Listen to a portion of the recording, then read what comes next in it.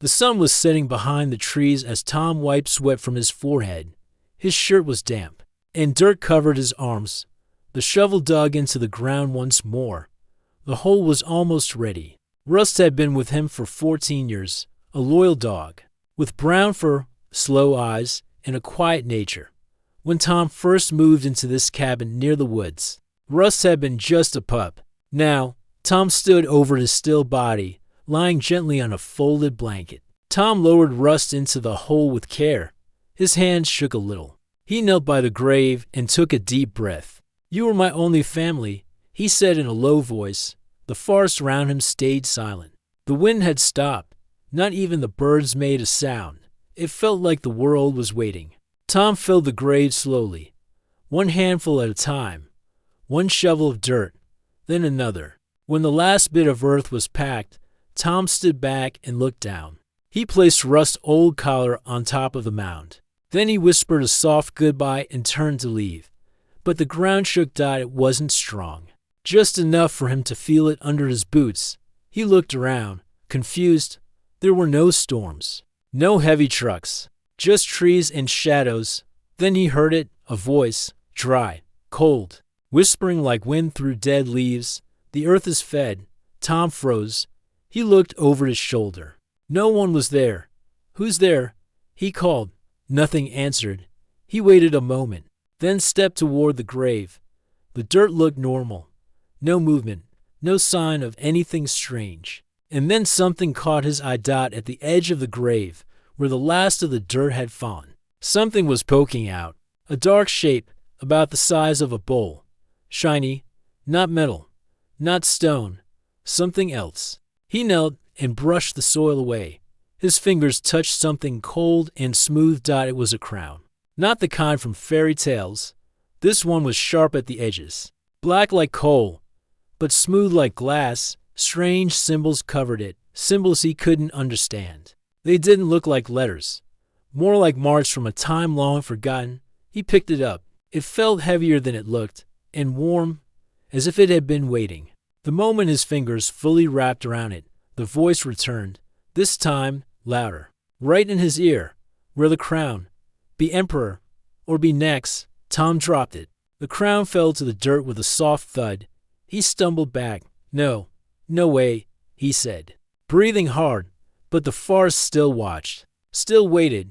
He looked down again. The crown hadn't moved, but he felt like it wanted him, like it had eyes he couldn't see. Tom picked it up again, just to get it out of sight. He ran back to the cabin, locked the door behind him, and placed the crown in the old shed out back. He threw a cloth over it and walked away without looking back. Inside the cabin, the lights flickered once. Just once, enough to make him stop and stare. He sat by the window that night. The grave was still visible under the fading light. He could barely see Rust's collar resting on top, but he couldn't stop thinking about the voice. He told himself it was stress, grief, maybe even a trick of the wind.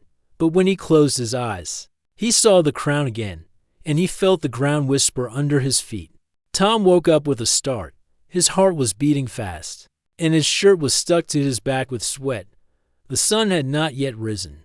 It was still dark outside. The room was cold and silent. He looked around, unsure of what had woken him. Then he remembered the dream. He had seen fire, mountains breaking apart, a sky filled with giant creatures made of stone and ash. In the middle of it all, he saw himself, but he was different. He wore the black crown, and everything bowed before him. He rubbed his face with both hands. It was just a dream, he told himself, a strange dream caused by grief and stress. But something didn't feel right. He got out of bed and walked to the sink. As he turned on the water, he saw something on his palm, a mark. It was not there the day before. It looked like a circle with 3 lines through it, not a wound, not ink, something deeper, like the skin had changed itself. The mark was warm. Tom stood there for a long time. Then he looked out the window. The grave was still there. The forest still stood. But something had changed. He could feel it in the air. After a quick cup of coffee, Tom decided to go check the shed. The crown was still where he left it, under the cloth. He didn't touch it, just looked at it. It didn't glow or move, but it didn't feel like an object. It felt like it was watching. Tom stepped back and closed the door. He didn't want to be near it. Later that day, Tom walked into the town to buy supplies. He lived far from the town, and people didn't see him often. But today, something felt different. An old man sitting outside the store looked up at him. "You've changed," the old man said. Tom stopped. "Excuse me." The old man smiled, but it wasn't a friendly smile. "The land knows. The crown remembers." Tom felt a chill run down his back. "Do I know you?" he asked. "No," the old man said, "but the crown does. Be careful. It doesn't choose by mistake." Tom didn't reply. He went into the store quickly, grabbed what he needed, and left. As he walked home, he noticed animals staring at him. A fox near the trees, a crow on a branch, even a stray dog, all standing still, all looking directly at him. He walked faster. When he reached home, the sky was already turning orange. The trees swayed gently, but the air was still heavy. That night, the dream came again. This time, he was standing in a stone room with a high ceiling. Fire burned in pits along the walls. Around him were statues, tall, human-like figures, all wearing crowns. They had no faces, just smooth stone where eyes and mouths should be. One of them stepped down from its pedestal. "You carry the mark," it said. Its voice echoed through the chamber. Tom tried to speak, but no words came out. "The crown tests you. You must not break. The earth remembers." He woke up suddenly. It was still dark. He sat up, breathing hard. Then he noticed something on the table next to his bed. A feather, black and long. It hadn't been there before. He didn't own any birds. He picked it up. It felt heavier than it should, like it didn't belong in this world. Tom got dressed and went outside. The sky was filled with clouds, but no rain came. He walked straight to the shed. He opened the door slowly. The crown was glowing softly under the cloth. Faint lines of light moved along its surface like rivers. He stepped back. The mark on his palm burned, and then he heard it again, the same voice from before. Closer now, not just in his ear, inside his chest. "The trial begins. You will be tested. You will lead, or you will fall." The shed door slammed shut behind him. Tom tried to open it, but it wouldn't budge. The crown rose on its own, floating in the air. Wind roared around him. Dirt blew up from the cracks in the floor. And then everything stopped. He stood in silence.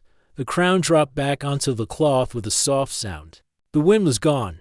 The shed door creaked open again.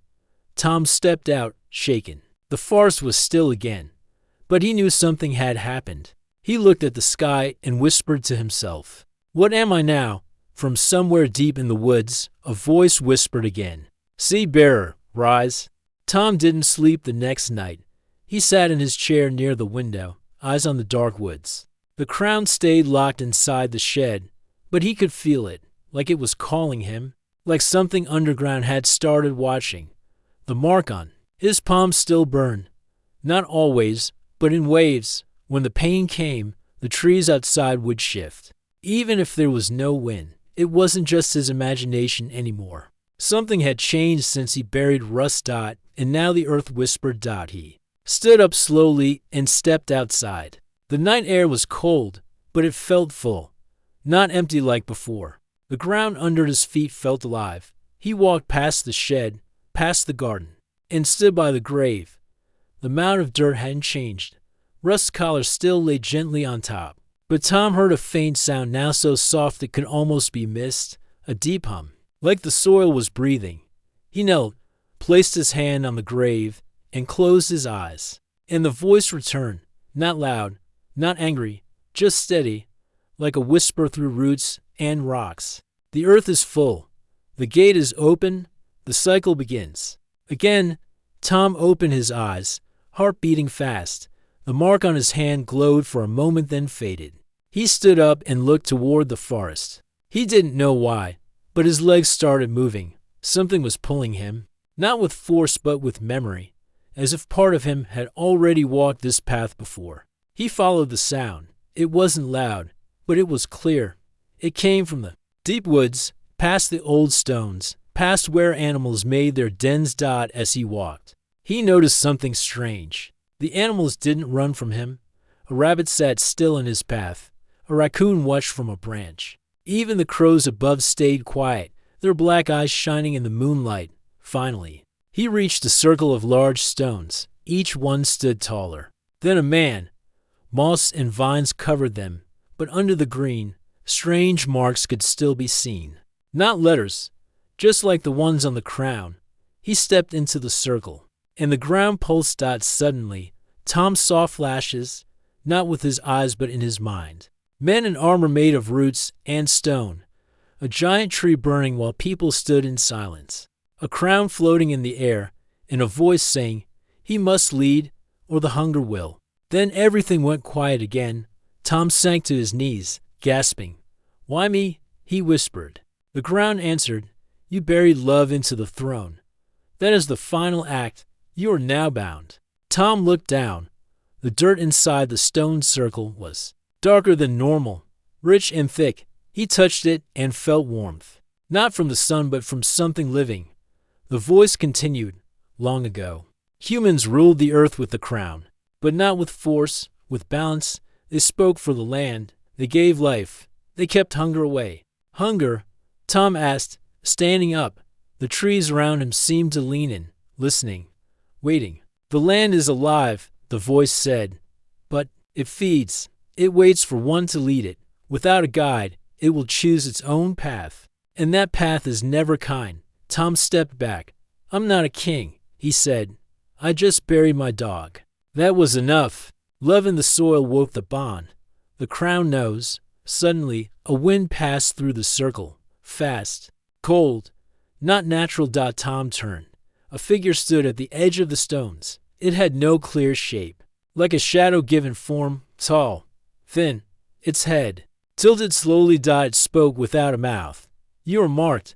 You are not ready. You must fall." Tom backed away, heart racing. The figure stepped forward, and the earth cracked under its feet.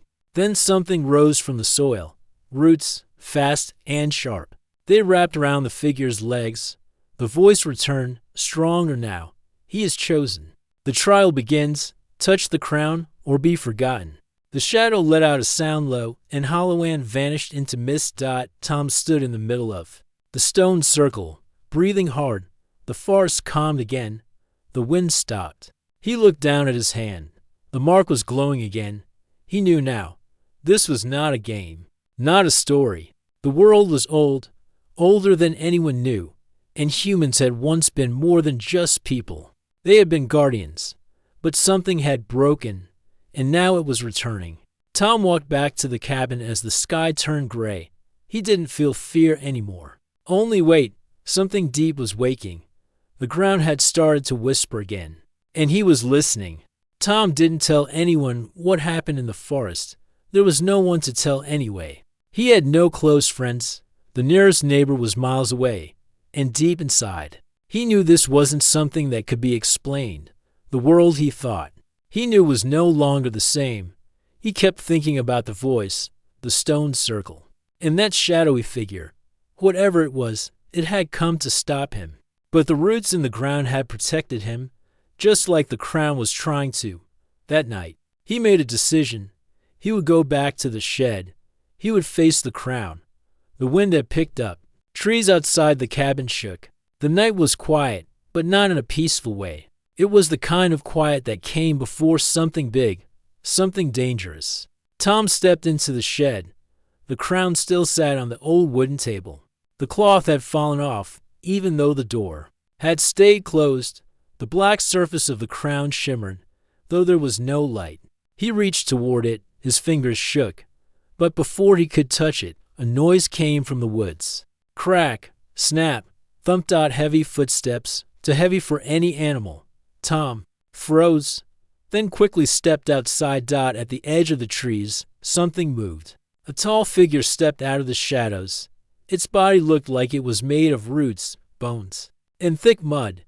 Two glowing eyes stared at Tom. It wasn't a shadow anymore. It had taken shape. The creature opened its mouth and spoke with a voice that echoed like thunder. "You are not worthy. Leave the crown or leave your breath. Tom stood his ground. What are you? The creature raised a hand.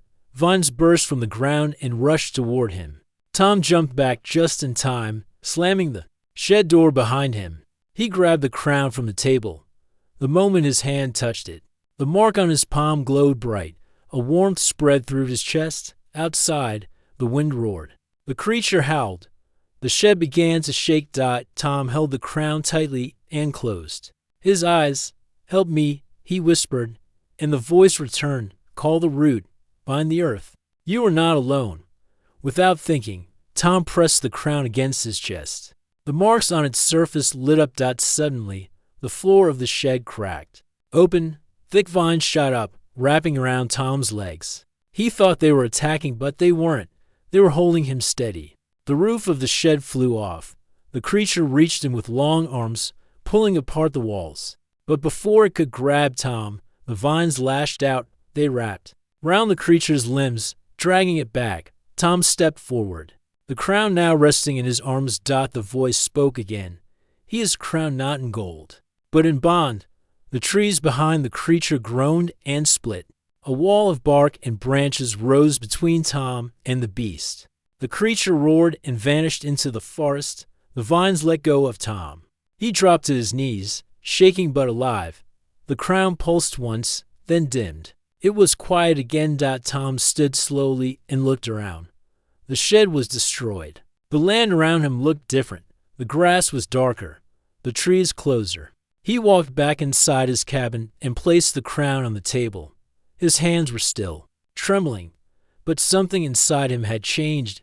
He had faced the hunter and survived. In the morning, Tom went down into the basement. His grandfather had built this cabin years ago. There was an old steel door under the floor. Tom had never opened it. But now the mark on his hand was glowing again. And the voice whispered from the dark, "The throne waits, the roots remember. Begin the path." He took a crowbar, forced the old lock, and pulled the door open.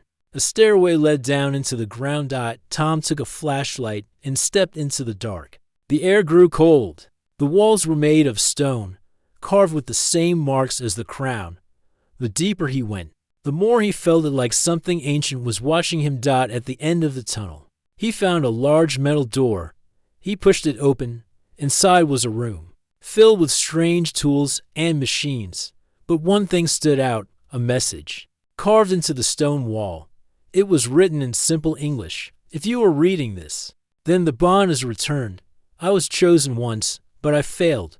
The crown only picks those who love, not those who want power. If you truly care for the land, for life, you will succeed where I could not.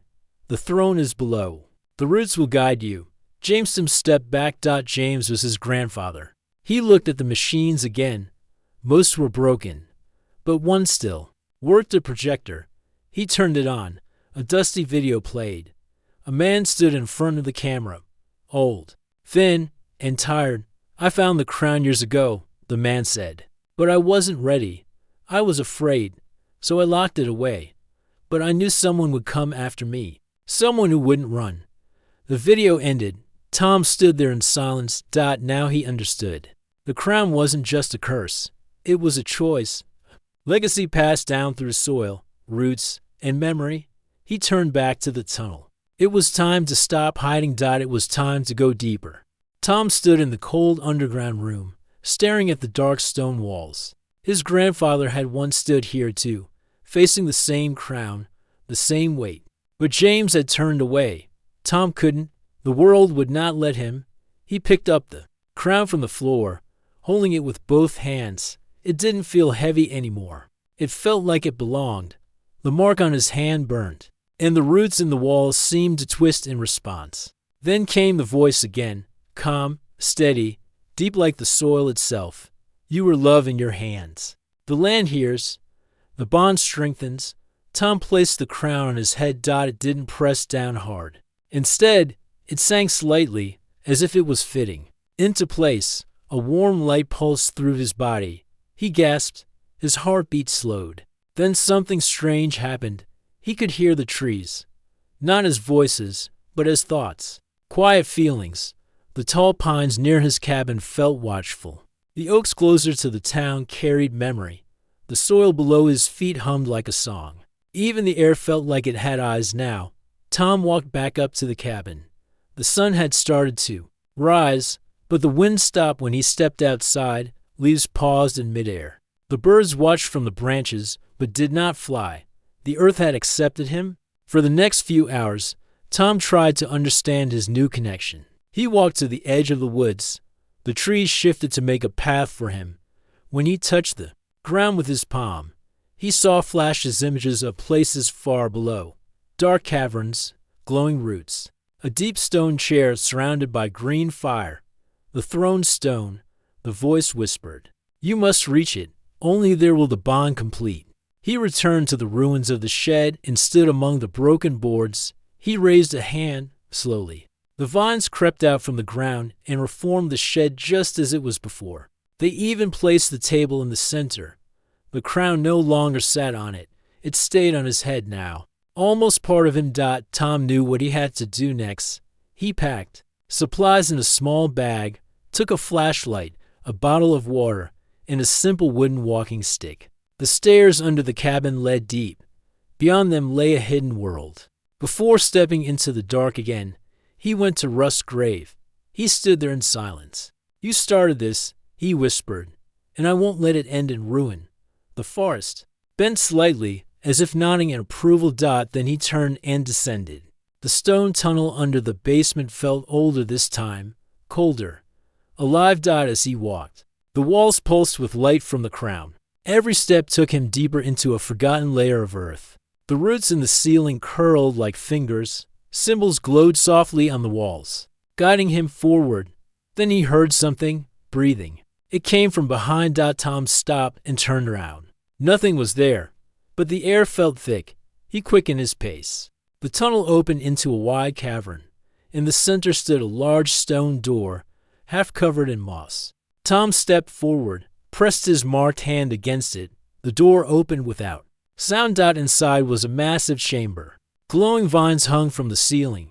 Pools of green water lit the floor. In the middle of it all stood a throne, black, cracked, but still whole. It looked like it had grown from the stone itself. Tom walked toward it. With every step, memories, not his own, filled his mind. Battles fought under red skies. Voices chanting in ancient tones. A king in armor of bark and steel, lifting the crown high. Then silence. Then lost. Tom reached the throne. He sat down. At first, nothing happened. Then light exploded around him. The roots in the chamber twisted and grew. The mark on his hand spread up his arm, across his chest. His eyes turned golden for a moment. He felt the land connect to him fully. He could feel rivers, stones, caves deep below the surface. He could sense animals moving across forests, even tiny worms in the dirt. "You are crowned." The voice spoke inside his mind now, stronger than ever. "You are Earth's guide, its shield, its voice." But with the power came a warning. If your heart turns dark, the land will turn with it. If you fall, the earth will rise to take you. Tom understood. This crown was not a gift. It was a responsibility. He sat for a while, letting the weight settle. Then he stood. He walked back through the tunnels. As he returned to the surface, the world around him changed. The trees grew taller. The grass stood brighter. The wind carried his breath across the hills. But far away, something else stirred. The hunter he had faced was not alone. Something older had awakened, and it had felt the crown rise. Tom stepped out from the tunnel and into the open land. The sky above looked the same, but he could feel everything had changed. The bond was complete now. The crown rested on his head, light but powerful. His body carried the mark of the earth. His heart carried the weight of command. Birds circled above in silent formation. Trees gently moved their branches as he passed. The world was no longer quiet. It was alive with thoughts, feelings, and old memories that whispered to him through wind and stone. The crown gave him more than power, it gave understanding. He could now sense the soil's sadness where forests had been cut. He felt the pain in rivers polluted long ago. The land was full of old wounds. His task was not to rule over it, but to heal it. But peace would not come easily. The voice within the crown spoke again. You sit upon the throne stone. But another throne lies deeper still, hidden in roots, buried by time. The seat of the first emperor. You must find it. The danger that sleeps there is waking. Tom didn't ask questions anymore. He trusted the voice. It was not a person. It was the memory of the earth itself, passed through countless emperors before him. The next morning, Tom stood at the edge of the forest. A new path had opened during the night. Thick trees curved outward, revealing a trail of moss and stone. He took nothing with him. He no longer needed food or maps. The land would guide him. As he walked deeper, he noticed strange stones on both sides of the path. Each one was carved with symbols like the ones on his crown. He could now read them, names, dates, warnings. These stones marked the final resting places of past emperors, some who succeeded, some who failed. One stone stood taller than the rest. It bore no name, just a single line carved deep into it. The one who broke the bond shall rise again. Tom paused. He touched the stone gently. A cold chill ran through his fingers. Then he kept walking. Hours passed, maybe more. Time felt strange. In these woods, the air grew thick. The trees bent lower. Light from the sky faded, even though the sun still burned above. Finally, the path ended at the mouth of a cave. The entrance was covered in long roots, but they moved aside for him as he approached. A soft green light glowed from within. Tom stepped inside. The cave led him deep underground. Walls of stone curved like ribs. Vines glowed softly, showing the way forward. The further he went, the quieter everything became. Even the crown stopped speaking. Then he entered the heart of the earth. A massive chamber opened before him. In the center stood the true throne stone, ancient, cracked, but still full of power. It looked like it had grown from the planet itself. Sharp roots wrapped around it like arms. Tom walked slowly toward it. As he came close, images flashed in his mind again. He saw the first emperor, tall, strong, wearing the crown of roots and fire. The first had ruled with wisdom and peace. But the power became too great. He wanted more than balance. He wanted control. He had turned against the land itself. And so, the bond was broken. The earth had swallowed him and sealed the throne away. Now, something deep within this chamber began to move. Tom turned quickly from the far wall. The roots parted, revealing a dark figure. Tall, thin, eyes glowing with orange light. Its face was hollow, like the skull of a forgotten king. It stepped forward. You sit on my throne. The figure said. Tom stood still. You broke the bond, he replied. The figure raised one hand. Shadows gathered in its palm. The earth chose me once. It will choose me again. You are not strong enough to carry the hunger. Tom felt the roots tighten around the throne stone. The air became heavy. The crown on his head grew warm. He looked at the mark on his palm. I don't lead with power, he said. I lead with love. And with that, he slammed his palm against the throne. The chamber shook. Light burst from the ground. Roots flew through the air, wrapping around the dark figure. The spirit of the first emperor let out a terrible cry. His body cracked like dry wood. I am the seed, Tom said softly, and this world still grows. The roots pulled the figure back into the stone wall. The chamber grew still. The crown on Tom's head glowed one last time. The symbol on his palm faded, then returned stronger and brighter than before. The land had made its choice. Tom sat on the throne stone, not to rule, but to protect. He closed his eyes and listened. He could hear the oceans now. He could feel the mountains, even. The stars above whispered softly to him. He was no longer just Tom. He was the emperor of a hungry world. But the world, for now, was calm. Tom stood at the edge of the forest, feeling the weight of the crown on his head. The world was alive beneath his feet, whispering secrets only he could hear. The wind no longer blew without reason. The trees bowed gently as he passed. Birds flew in silent, perfect circles overhead. He was no longer just a man. He was the emperor of the earth, but with this power came a heavy burden. The voice inside the crown spoke often now, reminding him of the hunger that lived in the soil. The stones The rivers. The earth was alive. It fed on more than water and sunlight. It fed on leadership, on care. Unbalanced. Tom knew that if he failed, the hunger would grow wild and cruel. The land would not wait for another to rise. It would take what it wanted. He walked slowly to Rust's grave, the place where everything had begun. The dirt mound was fresh and soft, the collar still resting on top. He knelt and placed a small seed in the earth. "This is for you, old friend," Tom whispered. A seed of hope. The ground beneath him pulsed gently, as if accepting the gift. Tom stood and looked around. The town nearby was quiet. The people did not know him well, but they would feel the change in the air soon. The forest would grow stronger. The rivers would run clearer. The crown did not make Tom a ruler by force. It gave him the strength to listen, to protect, to guide. That night, Tom sat outside his cabin. The stars shone brightly.